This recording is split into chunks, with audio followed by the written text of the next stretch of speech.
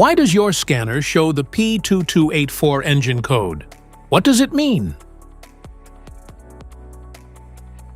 P2284 is a diagnostic trouble code for injector control, pressure, sensor circuit range, or performance.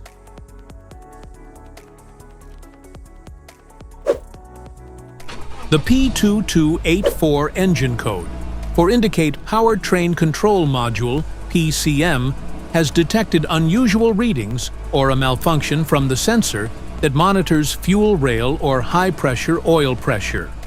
Under this circumstance, stop driving and repair your vehicle immediately. So, what causes this imbalance? Here are the most common culprits. This error can be caused by these possible faults in your vehicle. Faulty ICP sensor. Wiring and connection issues. High-pressure oil, HPO. System leaks. Poor oil quality or viscosity. Malfunctioning IPR valve.